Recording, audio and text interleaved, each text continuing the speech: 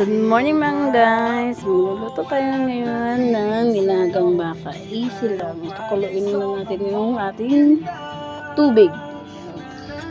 Ayan ha, malapit na kumulo. Ang tagal ko din yung pinakuluan. Malapit na.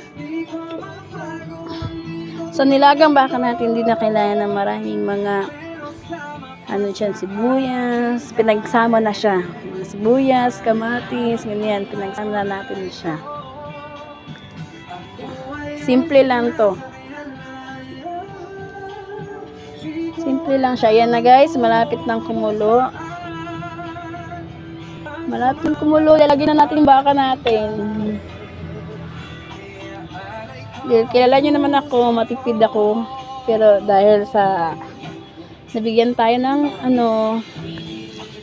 pamasko, nakabaka ako ngayon.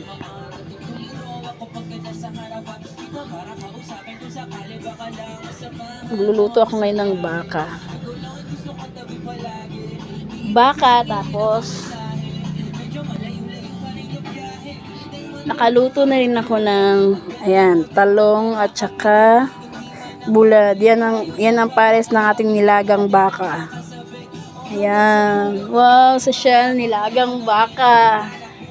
Guys, first time ko ngayon makain ng nilagang baka. Ayan na. Nilagang baka. Oh my gosh. Simple. Oh. Ayan na guys. Kumulo na. Ilalagay na natin yung ating baka. Wait lang guys ha.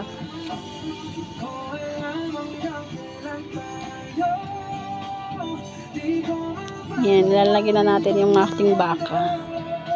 Wait. Ito na. Na guys, kulo na. My God. Wait lang. Tingnan nyo guys. Dahil sa nakatanggap tayo ng pamasko. 2 baka ang binili ko. Yan, baka. Oh. Yan guys, 2 baka ang binili ko. Ito ha. Baka, madali lang siya, di na kailangan ng maraming seasoning. Lalagay muna natin yung ating baka. Yan, madali lang naman. Yan, lalagyan na natin. Simple lang. Wait guys, na hulog.